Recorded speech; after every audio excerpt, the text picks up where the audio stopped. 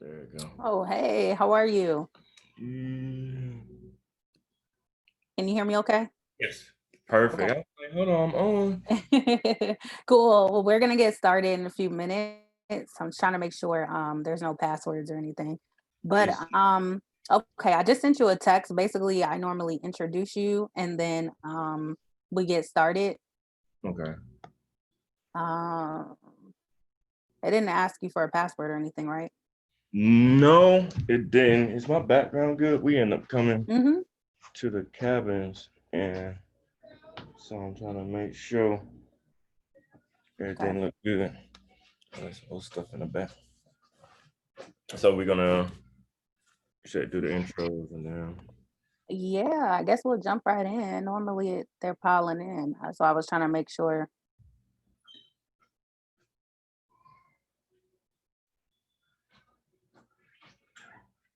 Yeah, it wasn't no password or anything. Okay. Well, we'll just get the party started in about 2 minutes. But while you're presenting, my camera will be off, and then I'll. Sometimes I come back. I have my reception is a little sketchy, so sometimes I come back on, but I may just read questions. But just depending on the flow of the meeting, we may stop there. So we'll see. Okay. I need Looks a to. little strange.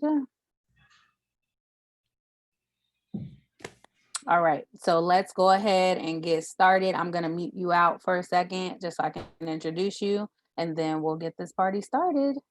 Right. All right, cool. All righty. Hey, everybody. My name is Deanna Britt. I am the owner of Law Clerk on Demand, and I want to welcome you to Creative Deals. This is a subgroup of South Atlanta RIA. Basically, South Atlanta RIA is an organization that's based out of Atlanta, but is actually going national. Um, and so, what we do is provide real estate information. So, this is one of about 20 groups that have different topics. So, depending on what topic you're interested in, you can attend these groups, which the great thing is that they are virtual. Okay. So, all you have to do is some of the groups have restarted meeting in person, but this meeting will always be virtual. And each group actually has like a specific focus. So, this group is about creative financing. So, it's about how can you use creative strategies to acquire more properties, get more deals, right?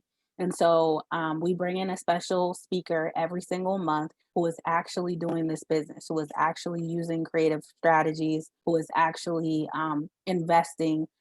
So, right here, whether they're from Georgia or now that we're national, they're from different areas in the US, but really giving you some gems that you can take with you today. Okay. And this is actually one of my favorite topics to talk about because it's something that more investors need to know and need to understand.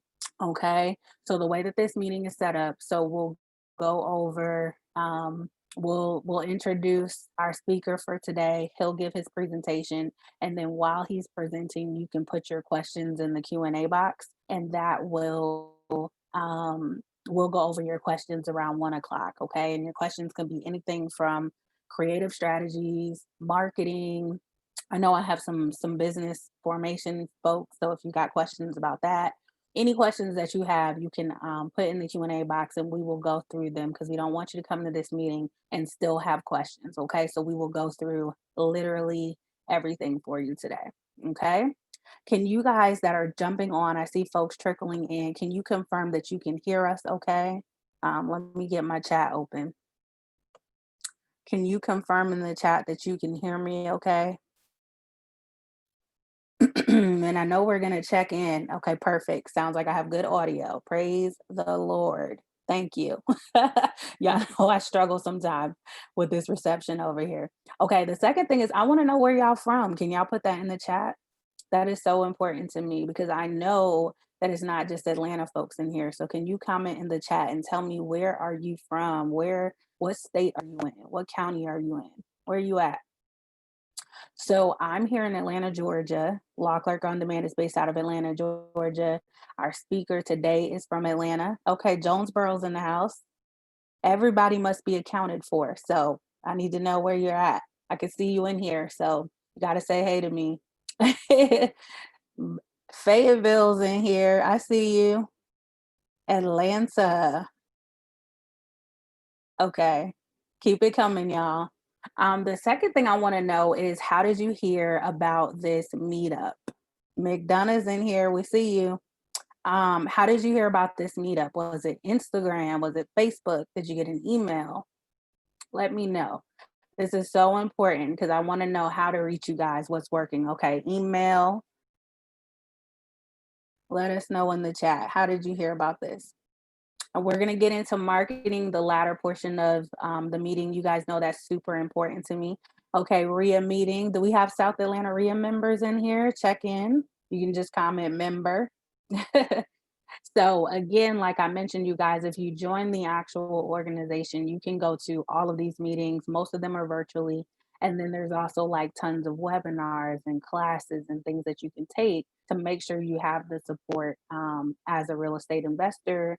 We also have classes for real estate agents, realtors. So anything that you need is kind of built into the organization. Okay, I see emails, I see members checking in. Perfect, perfect. Okay, so we are gonna get this show on the road. I know we're right before the holiday, so we're gonna kind of jump in and jump out today. But I thank you guys for joining us. We hope that you get some really good, valuable information. Now, the guest that I'm about to bring on today, I'm super, super excited to have him. I've known Bryant Miller, oh gosh, probably like 3 years now. I've met him at other real estate events.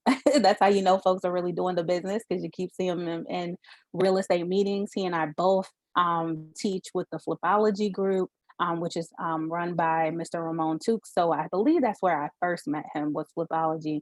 And then, you know, he comes to South Atlanta RIA meetings. So I see Mr. Miller all the time and he runs his own meetups. And so Bryant Miller is an investor and a realtor, right? And so he will be able, I was super excited to have him because he can speak to both sides, right? Like folks want to know, okay, I'm a realtor. How do I also do some wholesaling or how do I also do some rehabs? And I think that he can really speak to that today. Maybe you're an investor and you're thinking about getting your license and you want to know what does that look like. This is the person to ask. And then when you think about real estate branding, he is also a consultant, so he can help new folks. And then also, if you look at his branding, he's always putting out really good content on his social media. So this is a great person for you guys to tap into. Um, I'm going to bring him on now. Mr. Miller, are you there? Unmute. Yes, I am There here. you How go. are you? Good. How are you doing? Good, blessed, and highly favored. Good. Yeah, blessed, highly favored. Thanks for having me. First of all, Yes, thank you for coming on. I'm so excited. I know you're going to bring some good information today. yes, indeed, yes, indeed. So first off, fair warning. Brought my family to the cabin, so if y'all hear some noise, things in the background, that's what that is. Um, so yeah, just I guess just a little bit about myself. Named Bryant Miller. I'm a full-time realtor, real estate investor in the Atlanta, Georgia area. Although I could probably go to any state and plug in the same system, I decided to stay in Georgia for right now. I help uh, real estate agents find unlimited buyers and sellers in order to grow and scale their businesses, and then work less while when you could take vacation, things like this, and your business is still running. So I help real estate agents scale their businesses. I'm a buy and hold investor. I do the BRRRR strategy. I do some fix and flips, of course, the buy and holds, and then yeah. So how did I actually even get started in real estate? My mom was after church on Sundays. Me and my mom would always go, and after church we would go to like the different new home constructions, and we just look at different floor plans and things of that sort. And then we would also watch like HGTV, and so I thought it was just really something for older people because I always saw older people, showing houses, being realtors and things of that sort. A couple of minutes before that, I ended up getting my associate's degree in business and then my bachelor's degree in supply chain management. So I do have experience on my college degrees, of course, and then I worked at this company called Quick Trip for 8 years before I even broke into real estate. But it was a shift in my life that happened while I was at work, and I ended up, got my degree, had the college experience, had the business experience, and went to college. Oh, after I graduated college, I was applying for jobs. Like, yeah, I'm gonna get this 6-figure job, and I was applying for all these jobs. Mind you, at the time, I was making about 70 to 80 a year at my job. And so when I was applying for jobs and actually going in these interviews, they was offering me like $9 an hour for my experience and the degree. I'm like, well, this wasn't what I was taught when I was going to school, and so I just couldn't do it at that time. Um, it just wasn't in me. And so I started looking into other things. One of my friends, he got his real estate license, and he was actually younger than me. I was probably about 26 at the time, and he was, well, I think he's like 23. And he got his real estate license. I'm like, well, I thought it was just for older people. What did you do? So he gave me the blueprint. I went to school, went to Barney Fletcher's. They had a 2-week course, a month course, and then like a year course.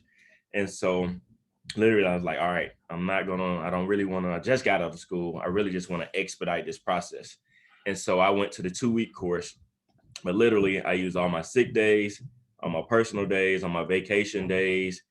They had bereavement, they had all kind of stuff. I used all of them in order to go through the 2-week course. I was living in, I saw somebody in here from Jonesboro. So I was driving from Jonesboro all the way to like Trenchard Park, like for 2 weeks, traffic and everything. It was horrible.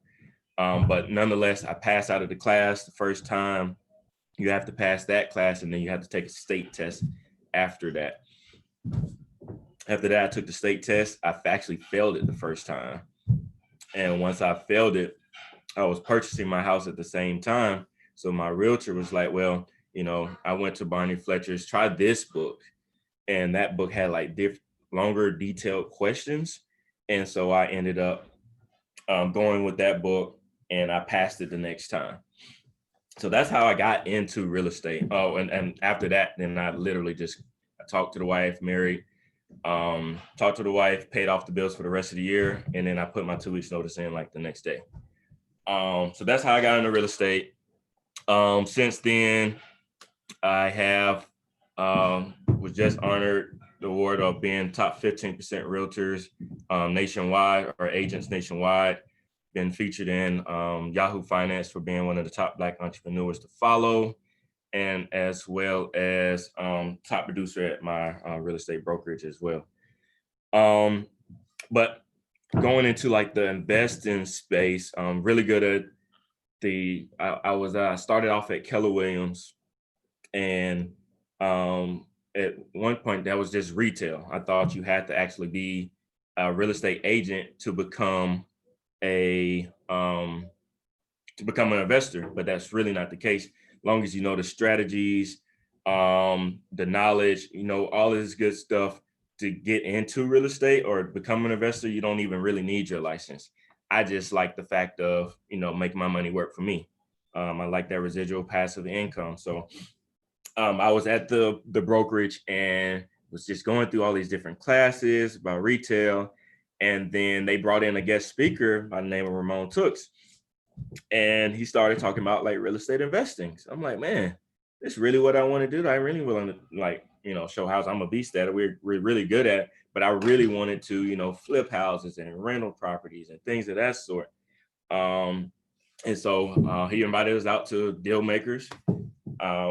We started learning the process of, finding deals, analyzing deals, and then going into, just flipping, just knowing your numbers, networking, things of that sort. So got into the investing space, and I really loved that. Went all in at it.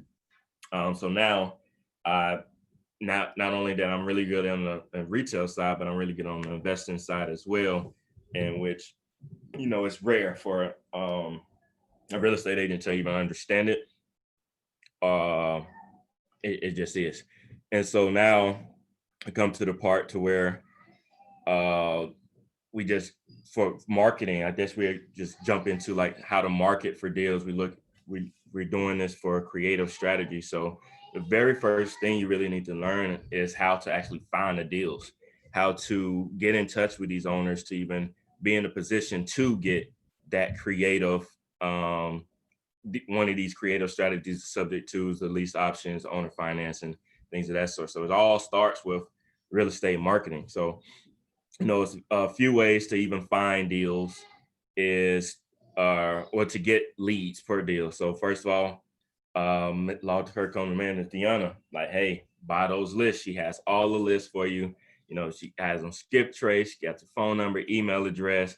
Like, get your list. You have to have somebody to talk to, right? So get your list. Other couple of ways, you can drive for dollars. There's a couple apps out there that you can get. Home Snap is one of them. Deal Machine is another one. Land Glide is another one. Get in touch with these homeowners or figure out whose house this particular distressed property is. So that brings me to another good point. You want to find these distressed owners.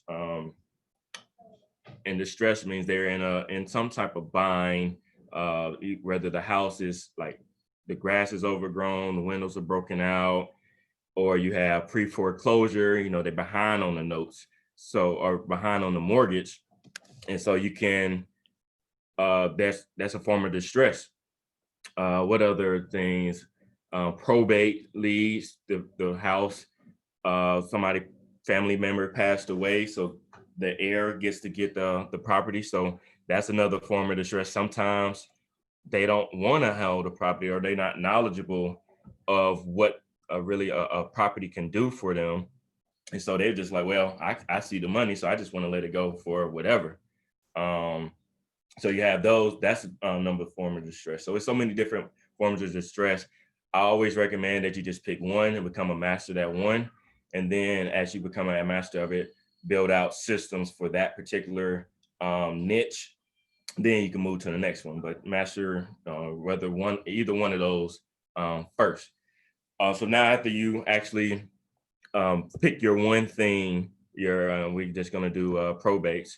Once you pick the probates one, then we'll go in, and once we got our list, you get a system down to where you can either text blast them, mail them, email them, phone call them. Pretty much like think of it as, I know everybody, we just got out of this presidential election. Like literally, they did everything like to the max of how you can market to your potential seller, potential deal, really.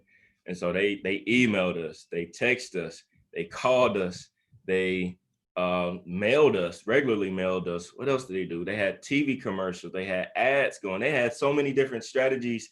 And literally, if we did that on every different lead, then there's no way we could not get leads. So that's for the lead. So get in touch with them some kind of way. Hey, and then once we actually get in touch with them, hey, are you interested in selling your home on 123 Main Street? Get the script, and then ask them if they want to sell. Now, this is where a lot of us are doing wholesaling, so we'll get it at a discount rate, put our fee on top of it, minus 70. We do the 70% rule, minus repairs, and then minus your assignment fee. That's the basic formula for the wholesale deal. But everybody is we have so many different channels out there where sellers are knowledgeable about what's going on with their home. They looking at Zillow, they looking at Redfin, they looking at the realtor.coms. They might even have like a realtor friend that's kind of telling them how much their home is worth. So every particular house is not going to go as a wholesale deal. And so now at this point, we need to get creative with it. Like if they're behind on their note, now we can go into the subject to deal. Like, so we need to know these different strategies. Like, hey, just in case this wholesale deal doesn't work, I could still probably make some money off of it, using this strategy. So we could go into like subject two. So subject two pretty much is subject to the existing financing. So once they go, every time they go to the closing table, the lender, well, most of the time, I know in Georgia anyways, the loan is assumable. And so once it's assumable, then you can, of course, assume the loan. So if they behind on their bill, behind on their notes, we end up going like, hey, we'll catch you up, and then we'll take over the payments subject to the existing financing. And so that rent is $600. Nobody's mortgage payment $600 no more. But if it was back in the day, about like in 2009, 2010 ish, you may just pop across a loan that's, you know, they went to that foreclosure phase. So you might get a $200,000 house now when it was worth, about 90 back then. You have a $600 payment. And so now you don't want that payment to leave, because if you buy it for $200 or even 180, then your payment's automatically going to be like $1,200 or more. And so now you want to keep that existing financing in place. So you're like, well, I'll just catch you up. I get, I take over your payments. You can, we can give you some money to move to another place or whatever the case may be. And then what you'll do is just take over the financing, and you draft up all the paperwork. Make sure you get with a closing attorney that will make sure everything is protected on your side. And then you just take over their payment. You catch them up. Let's say, for instance, they behind like 4 months, and then you catch up those payments. 6, 8, 12. It's about 2,800. My math might be off, but you kept up those 4 payments, and then you take over the rest of their payments. And then that's the subject. That's the basic of the subject to deal. Now going into like the lease option phase, like you got that $600 payments now, and now you really don't really want to live in there. But the rents in the area, you go to sites like Rental Meter, and you find out what's going on in the area, what's the rents going for in the area. And let's just say, like I said, it was they bought it at 90. It's worth like 200 now. So now you can go in and be like, well, the rents is probably going about 12 to 1,500 for this particular house now. So now you could just put an ad out there stating like, all right, we have a 4 bedroom, 2.5 bath with a loft on top in this beautiful community. We asking $1,500 a month for rent, with a down payment of like $10,000. Because the lease option route, typically what I've seen is either somebody that really don't want to stay in a space. They like bounce cities and states and stuff. Or sometimes they have a lot of cash, but their credit is really bad, so they can't really get into another house. So they like to do like the lease option routes. They know about it. They got the cash. They ain't worried about it. So let's say, hey, the terms are, put $10,000 down, which would cover you catching the person up from the subject to, and then you get them $1,500 a month, which your original payment is $600 a month. So now you got this cash flow. You got the cash that you got your cash back from putting down to catch them up. And then you have an extra cash flow. I should have used probably, I think it's like $700, 15 from 15 to 600. I think it's like $700 cash flow from, that subject to deal. And at all this time, you still haven't ran your credit.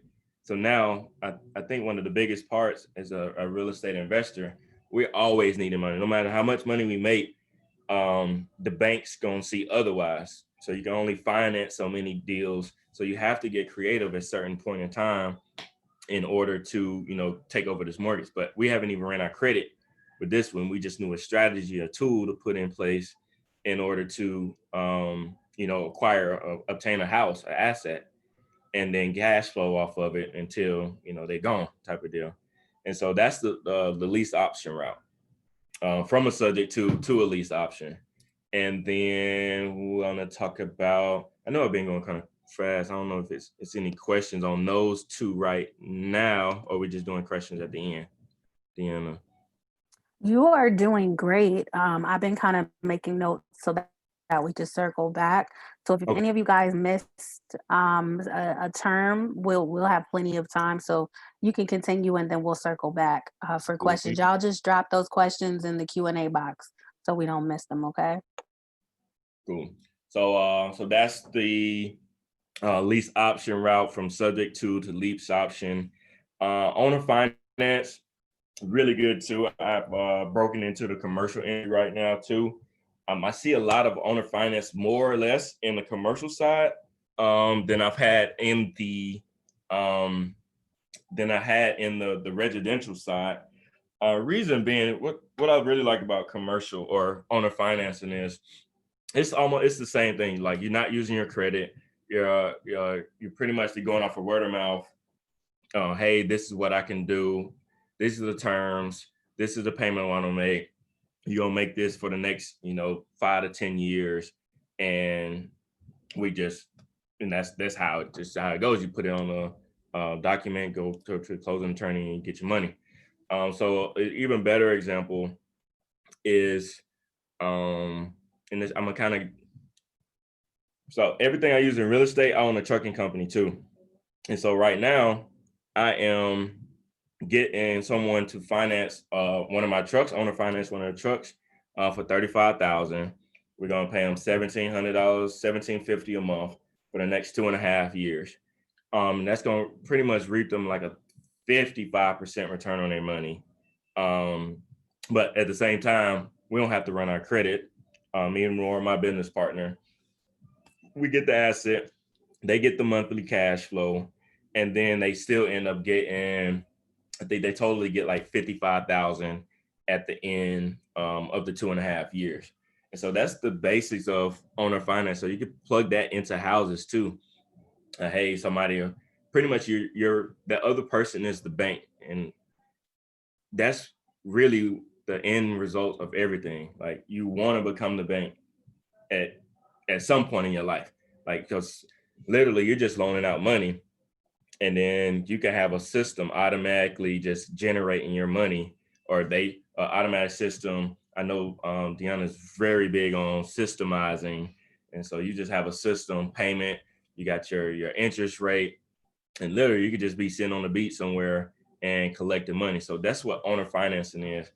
And if you explain it to the seller the proper way, most of the time they're gonna have to pay capital gains on their asset on the sale of their home. So if they're getting like a $60,000, $100,000 check, they're gonna have to pay capital gains on that.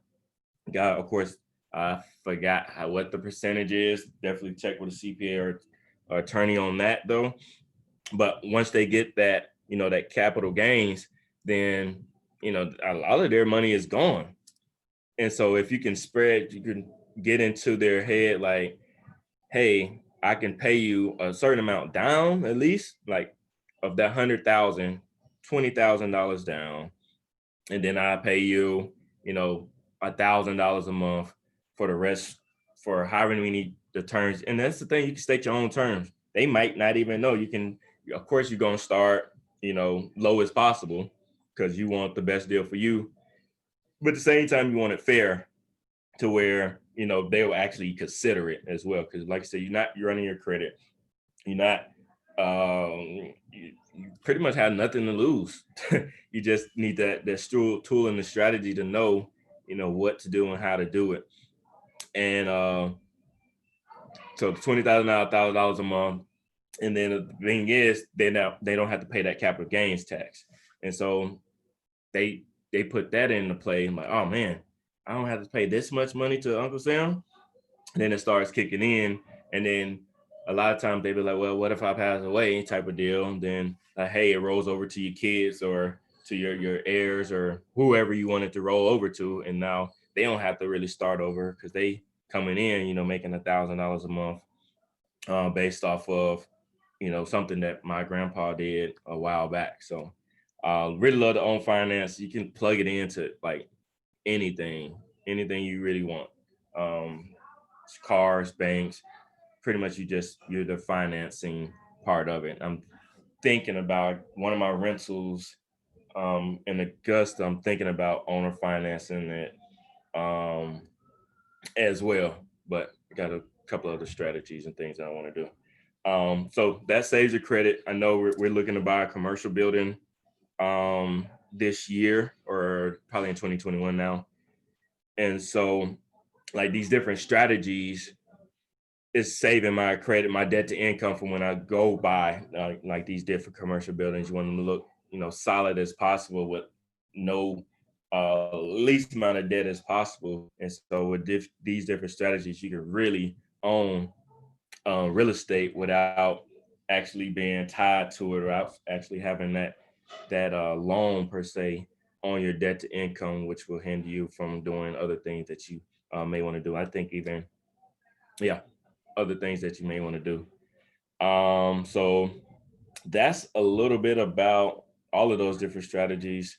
The real estate marketing, how the real estate marketing is really the top tier for all of it. Like, hey, you got to be able to know how to find these sellers, to be able to even talk to you about, either the wholesale route, the subject to route, or the owner finance route, or the lease option route. So first off, the owner real estate marketing, grab a list from the for sure. It's I like to leverage everything. Now, I used to be that person that wanted to do everything. Like literally, I would grab I drive $1 to get the skip to get the list. Then I skip trace all of them. By that time, I was tired and I was done for the day. Then after that, then I would try to get up in the morning, but I really don't like that juice is it kind of stopped at that point because I was just tired from the next day, like driving and everything. And then after that, you have to actually call them. Sometimes, most of the time, they don't answer the first time, so they call you back. So you playing phone tag a lot of the time. So if the easier you can just get the list and just call, then the more bandwidth you can handle. You can just call more people, more people. Um, Figure out different like marketing strategies to get in touch with them instead of doing that. So definitely leverage um, your resources for sure. And then once, of course, after the real estate marketing, get in touch with them, figure out which strategy. If it goes with the wholesale, by all means, go ahead and lock it up. Get that contract under contract, and then market it to your buyers. And then after that, if that wholesale deal doesn't work, then we move to the subject to route.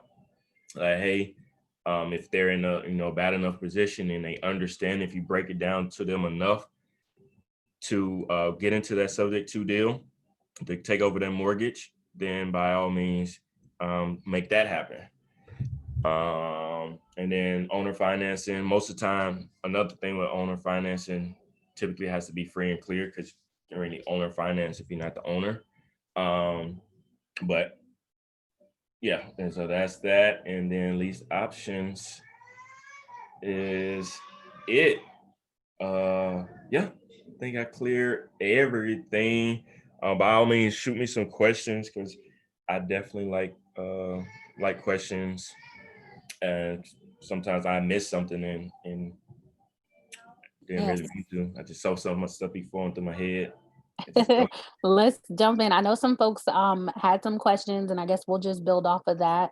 So the first question is Ashley asked, what was the name of the book that you said made a difference when you were studying for your exam that you mentioned had a lot better examples? Oh, it was the MSAR. Are you in Georgia, Ashley? Ashley. Ashley. Florida. Florida. Um, it may. So this is Georgia. It may be the same. But typically MLSs are more or less on the same page per se. And so it was a Georgia MLS book, and it was it's like a tan and blue one.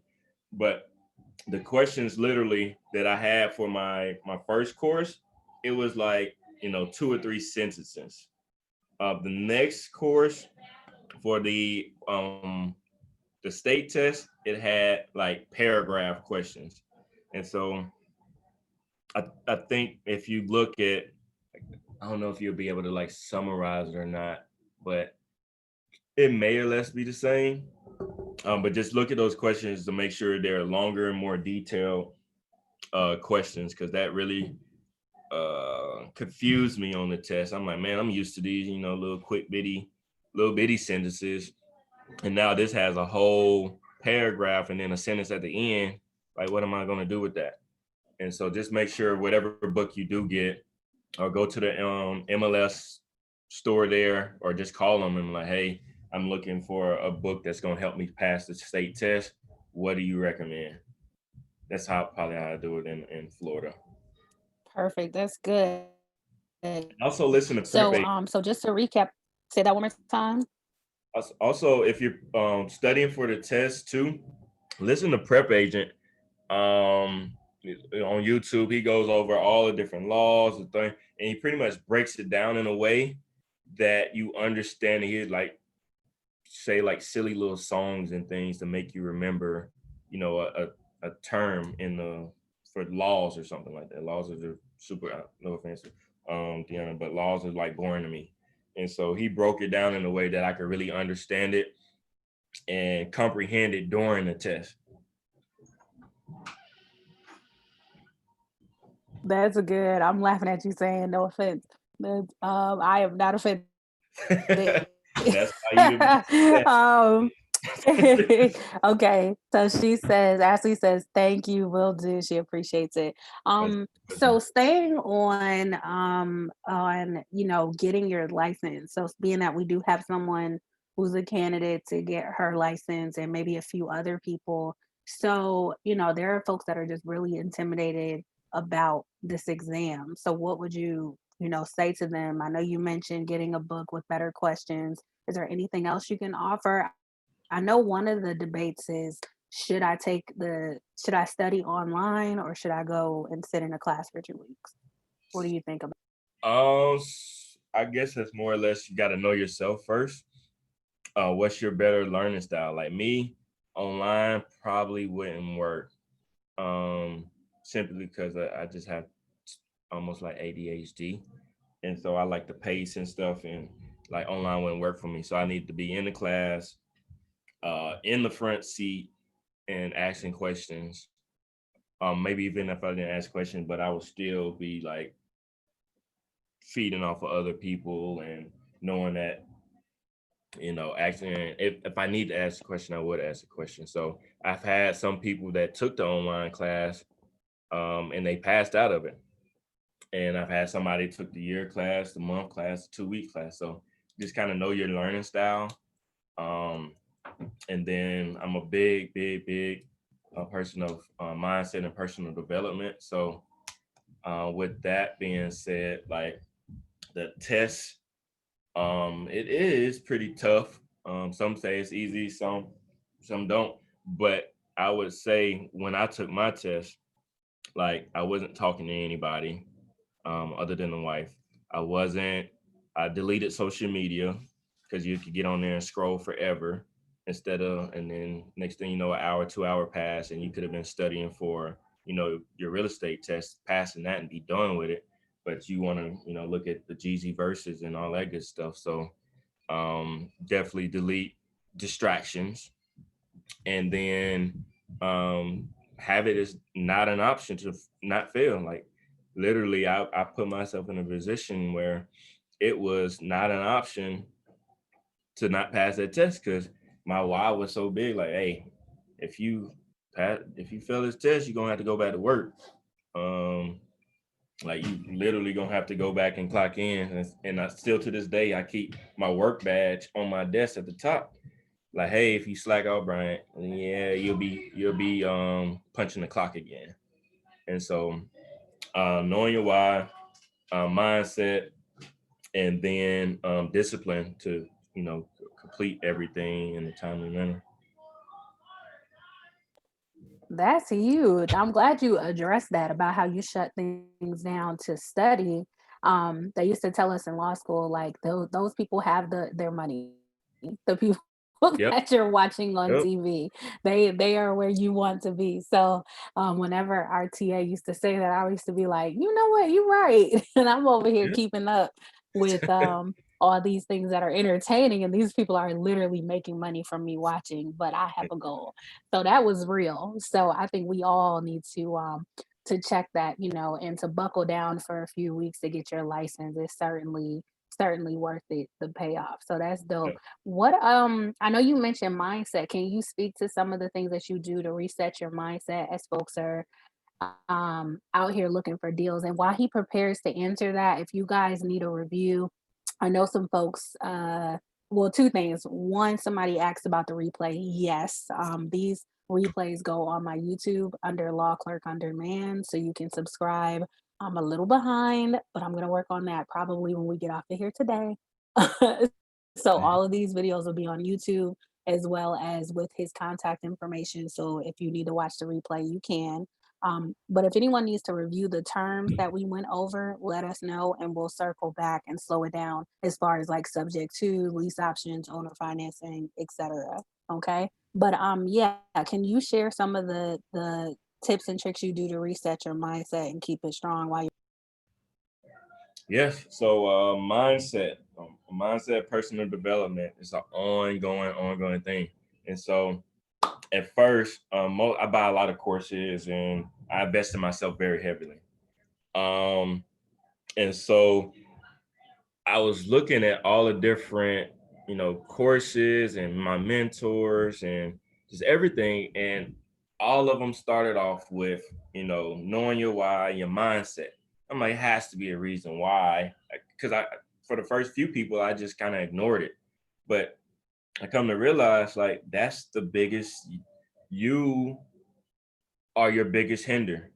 And so if you're hanging around certain people, friends, family members, you're hanging around this negativity. Um, we've been doing it for years. Most of us, I know I grew up in it. I can't speak for everybody, but I know I grew up in it. And so your mind would tell you, to hey, you need to buckle down and you need to study for the exam. Only you can do that. I mean, your friend can call you up and ask you, but if your why in your mind is big enough, unless your a goal is accomplished, then you should say no. Like it's still gonna be there. And so it only takes a strong will, strong mind person to even do that. Because back in the days, I just get up like, oh yeah, forget this work, I'll do it later. But now it's like, all right, well, unless I'm done, I'm not going nowhere. Unless my goal is accomplished, hitting this million a year, I'm not going nowhere.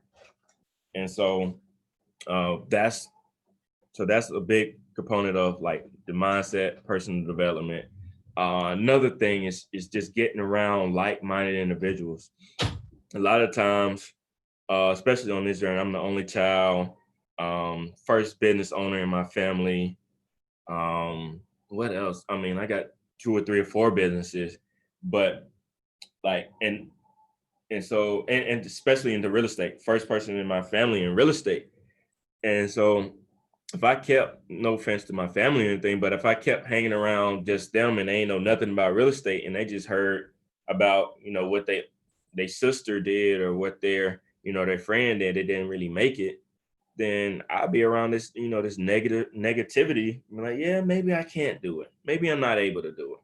But now I'm hanging around people like Deanna, Arrow, Ramon, just being in a network with people that's actually closing deals, that's actually making things happen in real estate.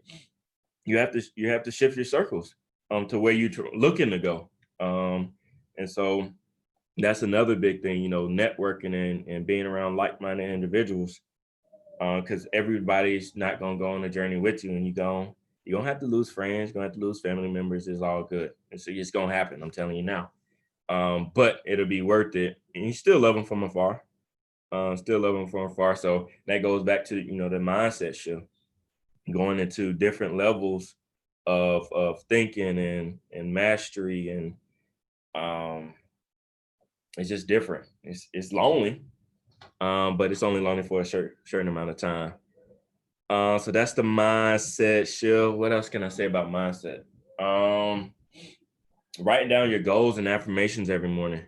So one of my biggest goals, I'll tell you a story real quick.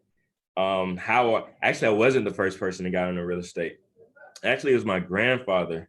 So I just passed the test. I went down to talk to my grandfather, and pretty much he was like, I said, Grandma, I'm in real estate now. You know, anybody looking to buy, sell, and invest, like literally know that script and you're good. Like, hey, I'm in real estate now. Do you know anybody looking to buy, sell, and invest? Cool, for either from work or church or something. And then that's tricking off in their thinking in their mind, like, hey, you know, Bryant's in real estate now. Let me contact them. That's a super side note, but learn that script. Um, and so got talked to my grandfather. He was like, yeah, I own some rental properties. And I'm like, I didn't know that. You like literally just go to church and back, and that's it. I've never seen you anywhere else. He's like, yeah, I buy them from the courthouse steps on the last of the year in Alabama. They only do it at the end of the year. And so I was like, okay, cool. I want to learn that process, buying tax liens at the auction. And he was like, all right, cool. It's about 2 months out. And he said, they send it in the newspaper and I send you the newspaper. I mail you the newspaper once I get it. So I was like, all right, cool. So month passed, called grandpa. Uh, in the mail, the newspaper came in the mail. So I'm like, all right, called up my grandpa, like, all right, let's set up a time. When is the auction? Da da da da. So set up a time to go. My grandfather actually ended up passing away. And so at this point, I'm like, I'm supposed to shadow my grandpa on how he's actually learning, how he actually learned the business. I didn't even know he was in real estate because he kind of just like kept it a secret. Or he didn't. Well, yeah, I felt like he kept it a secret. And so now I'm in this space, right? That I'm like, man, I want to know how he did it, what he did. And so now I made it like that's one of my biggest why when I laid grandpa to rest. I'm like, hey, well, I promise I'm gonna continue on the Miller legacy. And so everything that I do now, it has Miller in it, first of all. And then I always go back to like, all right, well, what would my grandpa did? So now, I'm filming these courses so my family won't have to start over. They're gonna know how to, do open up an entity, get business credit, business funding, and then go out and buy real estate at discounts and things that flip real estate.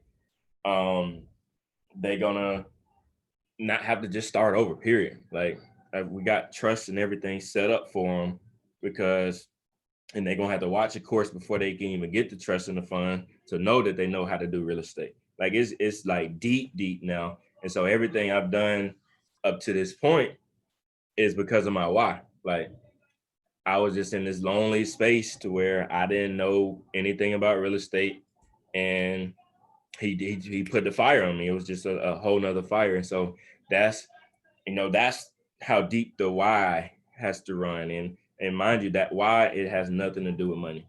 It has nothing to do with money because money is just a tool, and and so if you have a money why tool, once you hit that, you kind of just like, well, what's next? And so now it's just ongoing. If it's not, having to do a why, and it's just to make that Miller legacy so people don't have to start over. So that kind of ties it. Well, that will does ties into mindset and why your why is important. That's good. That's good. And I love that you ended it with, yeah, it has nothing to do with money because after a while, that just gets old. But when you're thinking about bringing a legacy, building a legacy and being able to share that with your family and have these conversations, we're just so blessed that we can do that. Yeah. Right. And I want to get into um okay, I know you talked a lot about marketing. So what are some of the ways, because one of the common questions I get is like, okay, how do we find people who are going to be open to subject twos, who are going to be open to owner financing? What are some ways that you find those deals? Let's go through that because I want these attendees that are on here and folks watching the replay to be able to take some steps and get started so that the next meeting they can share what they've done. Right. So literally, you going through the same motions every day. Um, it was I can't really remember the quote, but pretty much if you continue doing the same action, being consistent at it, eventually you'll just get lucky, right?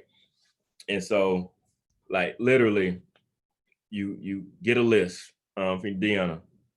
You call that list. Sometimes the wholesale deal is not going to work, and so we just have we got cold callers. I got a whole team that's consistently on the phones making calls. Hey, are you interested in selling your house on 123 Main Street? We give them an offer price. That offer price is too low and it doesn't work.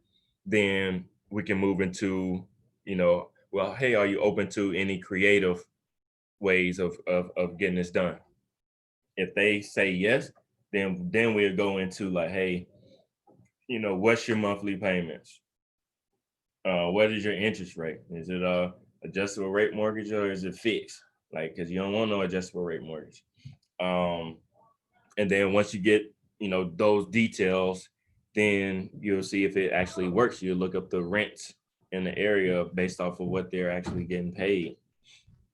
And if it's a deal, we just go ahead, shoot them over the details, see if they're okay with it, and lock it up. But literally, it starts with actually making these phone calls.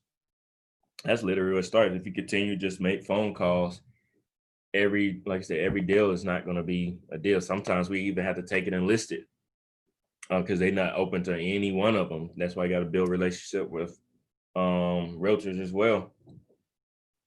Uh, so yeah, make the phone calls, be able to right there.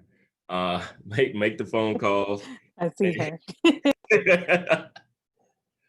And then be able to actually, plug in these different strategies as needed.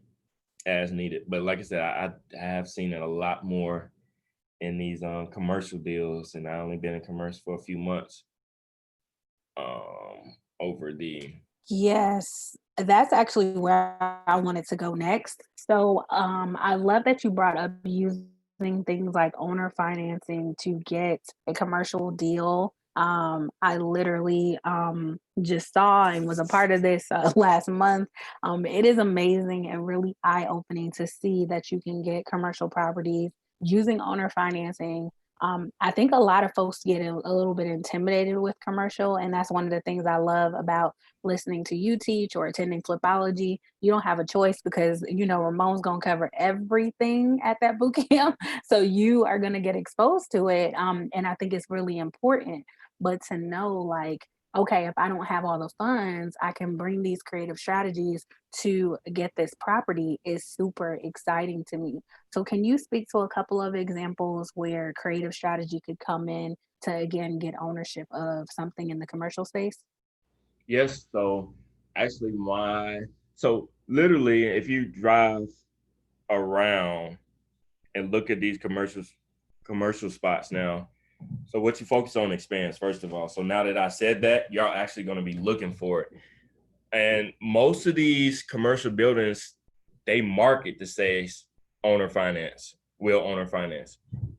And so literally you just call them up and a lot of these commercial agents, they really don't answer the phone. So you probably have to call them, text them, and email them. But with doing that, my accountant, she just got a commercial building. She does my doing my accounting stuff, and then her husband owns a fencing company. So they needed like this big warehouse for to hold their stuff. So we got in touch with the owner.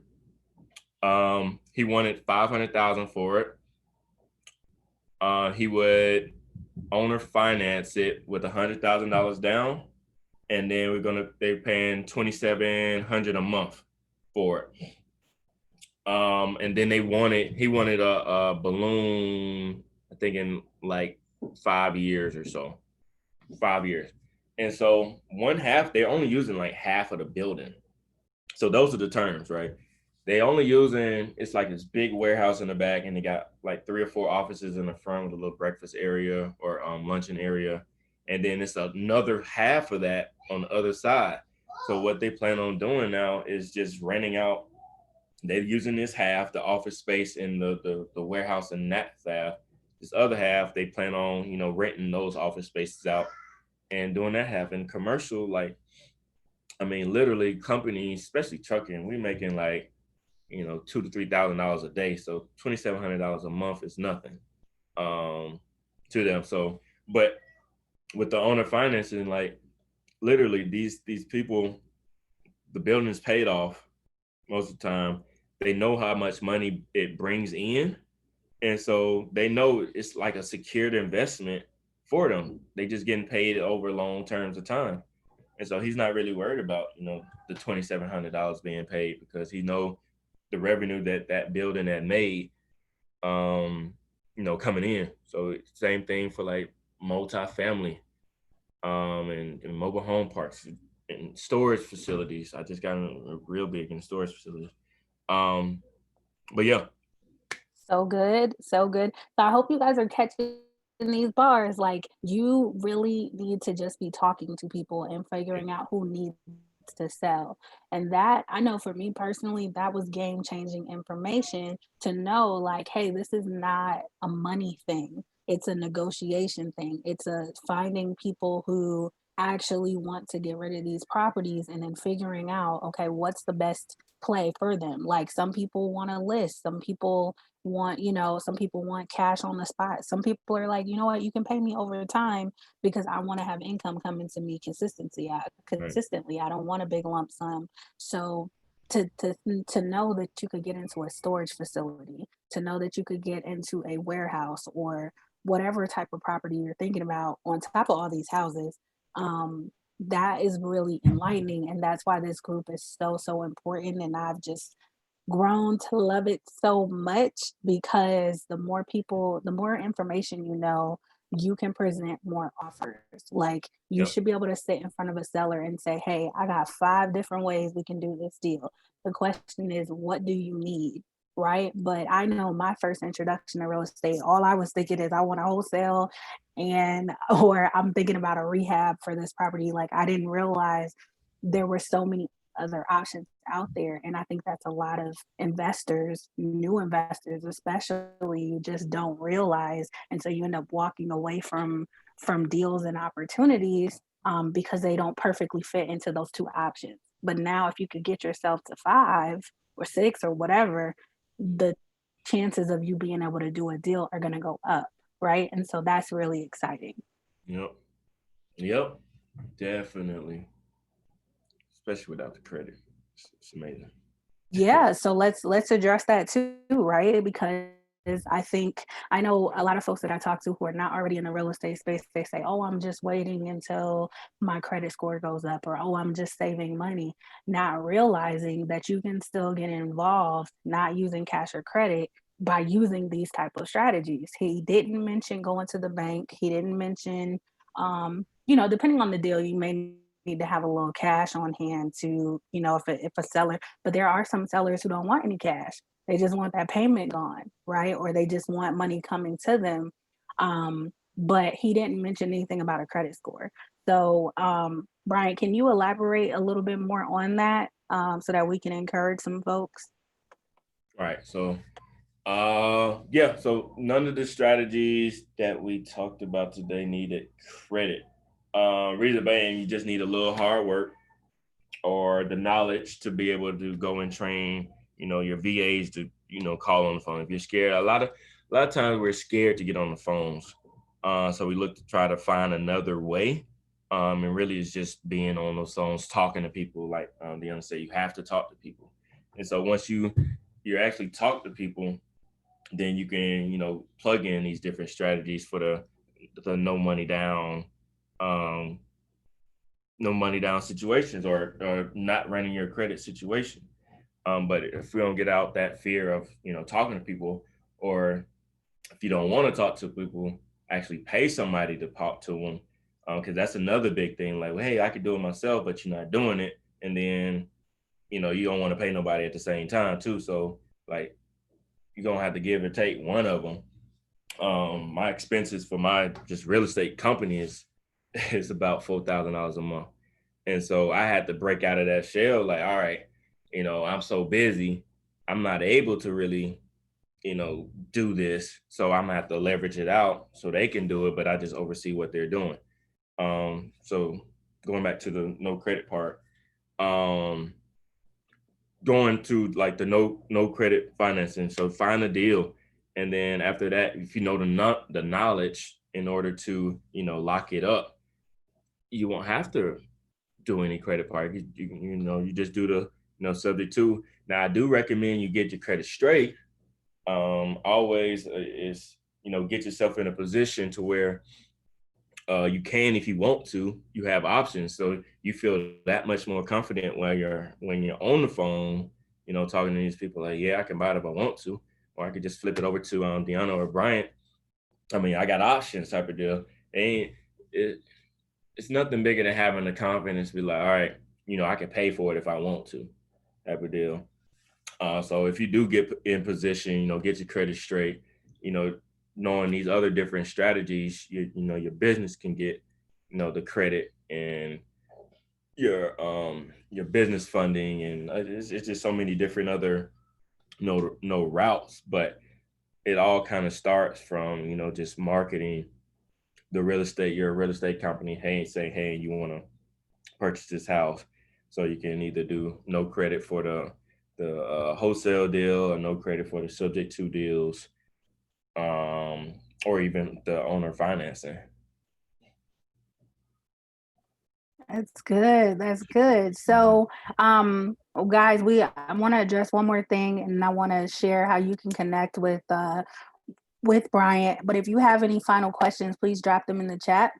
But one of the things that you mentioned was your systems and your processes. I know that you have really ramped up this year. Can you share some more of kind of break down the things that you invested in? I know you said expenses are at about 4,000 right now, but what are some key things that you started delegating that put you in position to make more money in your real estate business?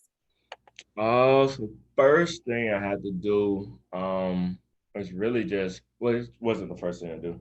So I ended up hiring somebody for paperwork at first. I hired a transaction coordinator. That was I hate paperwork, first of all. And then it takes a while. If I'm out in the field, then I have to, stop and wait. Sometimes I couldn't even stop at that time. I had to wait till I actually got home to do it. So I was like, well, if I get somebody who could just do this paperwork, then I can free up a lot of time not having to do these different amendments and doing these different contracts and things of that. So I could just tell them the numbers and go. So that's freed up some time right there. Second of all, I had to duplicate myself. So I had to get my SOPs together to be able to bring people on, because I was bringing people on, and in my head, I'm like, well, just do it. Like, this is all you do it. And not little did I know, I'm like, well, they don't know what you don't. They invest, $80,000 in themselves within the last 3 years. So they don't know what I know. So I have to actually break this down to them like, hey, if this happens, then do this. If this happens, then do this. This is how you do it. Step 1, 2, 3, 4, 5. And then within those, you have different categories on how to do it. In my head, it's not wired like that. It's just like what's the thing called, a flow chart or something like that. Like, me and making flow charts, I have the main key points, and then but within those points, there's a lot of details that happens, and I'm not good at that. I'm not good at that. So I had to hire a team that specializes in SOPs, or standard operating procedures. And this goes back to kind of like my company that I used to work at, Quick Trip. They was really good at that. So I was introduced to it a long time ago, just didn't really know what it is. Like, they had this whole sheet, like it was amazing. And so I'm like, oh man, like if I do this, then onboarding will be a lot easier. Now, if I do this, then now I could take, my next person, they can end up training, the other person that comes on, and then I can be looking, for some other stuff to make the company grow and succeed too. So that was like the second thing I did. And then the third thing No, still going doing personal development. So getting really big on like the disc test, understanding myself. What are my strengths? What are my weaknesses? What's good placements for teams? What are good team attributes like the SC and the CS and all this like like Bryant, what's your disc I'm a letter? SC SC. Your So high C and high S? yeah, but I'm switching to a D. I'm like a different person. When I That's yeah, he was like, interesting. hold on. He's like, yeah, because you're like, and that's that personal development phase that I think that's happening. He's like, you're like one of the rare persons because I'm a true introvert. I don't talk to people. I would sit in the back of the classroom or sit in the back of a meetup and just not talk to someone. Somebody talk to me, I talk your head off about real estate. But if we talking about like some horses or something like that, like I tune out real quick. And but I'm really passionate about like the real estate. And so like when I was doing my disc evaluation with someone the other day, he was like, yeah, you're naturally a CS, but he's like, your D is like right there. He's like, you may be shifting into what you really want to do type of deal. And it's weird. Um, so yeah, getting in tune with like myself and then placing people that's stronger um at certain things around me is like really was taking it to the next level. Like the paperwork, I don't like doing paperwork. Um, don't really like showing houses. So getting people in position to, do those certain things to where the machine is a well-oiled machine. That's good. That's good. And I like that you were originally doing the task because that's the thing too. Yeah. Like you can easily, hire a company today, but if you don't know what you're hiring for or you haven't really ironed out your process, it really just becomes a waste of money. And Yep. so I know that that's painful because we all want to say we have a team and we got VAs and this, that, and the third. But I know I've personally experienced, I'm sure Brian has too. Sometimes you could hire someone and it just doesn't work, right? And so you do have to go through the fire of, like, when we think about real estate investing, doing your initial cold calling, your texting, but as you're doing it, document how you want it done. So Yep. literally, and actually a hack to that is, if you do have an assistant, I have my assistants document their processes while they're doing it. Yep. So but yeah, the sooner, like, for every task that you do, whether it's how to send an email, how to do a follow up, how to enter something in your CRM, that should be documented. And the sooner you do that, even though it's tedious, the sooner you can delegate it to someone. And so I know I personally, this year was my year to really like focus on systems, my processes, documentations, softwares. Like that's what I Yep. spent the pandemic working on. But I also had to realize, listen, if this stuff isn't documented, I can't duplicate myself. And so Yep. I had to slow it down. But I found that onboarding, like you said, was so much easier. So you can hire, whether it's a VA or whether it's, someone overseas, or if it's someone in the US that you're hiring, the process won't be so, frustrating. Because I know a lot of people say, I don't want to repeat myself, or people can't do it the way that I'm doing it. Somebody can do the job, but it just, you have to take 100% responsibility over how you communicate it being done. Yeah. So even if you're not hiring yet, just document until you get to the point where you hire your first assistant, whatever that task will be. But the sooner you bring people on, the sooner that you can scale up. So it's a process to it. It's a journey to it. And I realize everybody's not there. Yep. Everybody doesn't have the budget yet. But just until you get the budget, just document. You have to document. That's so important. Do it. Because me going, I didn't notice at first. So now just like you, last year was for networking and coaching and everything. This year was, for systems and processes, and then next year it's gonna be just crazy.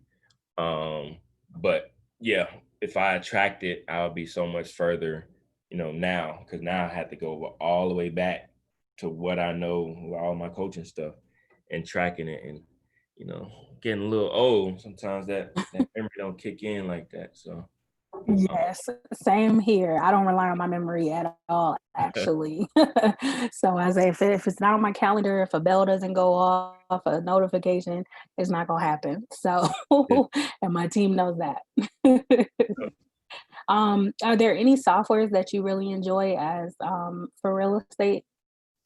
CRMs that has the IDX in it. So it has to be able, if you're a realtor anyways, make sure that your CRM has what you can send over different listings and things to, and then also manage all of your contacts and things. But CRM is definitely important for any business to keep up with your leads, your pipelines, your reminders, and the more it can, plug into your calendars and things of that, Google calendars, Google Sheets, all that good stuff, the better. I do have a CRM that has a triple line dialer and a text message system in it, email campaigns. It has just everything. So CRM for sure. Mojo is really good. Um, hit like three phone calls at a time. Uh, Text Magic, if you like to do text blasts. What else? What other systems?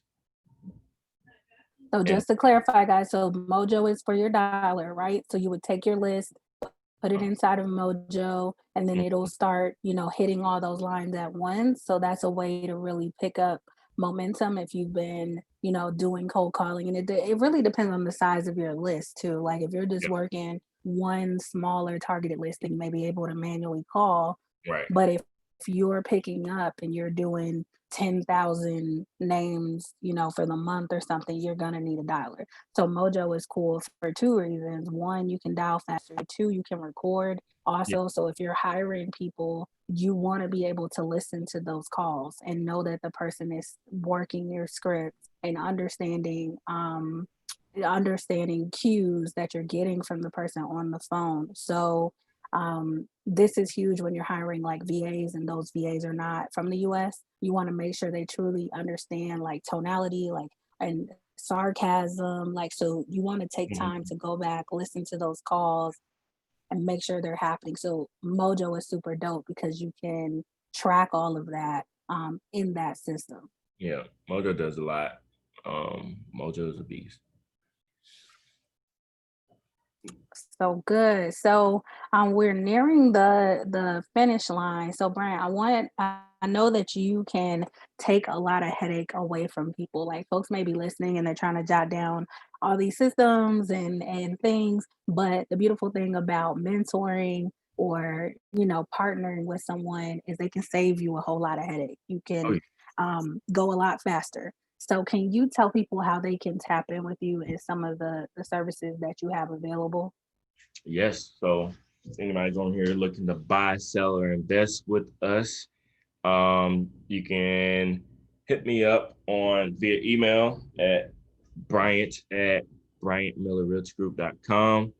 All social media platforms, LinkedIn, Facebook is Bryant Miller, BRYANTMILLER. If you're looking to grow and scale your business, if you're a real estate agent looking to grow and scale your business, to have an unlimited pipeline of leads, buyers, and sellers, you can simply go to workwithbryant.com.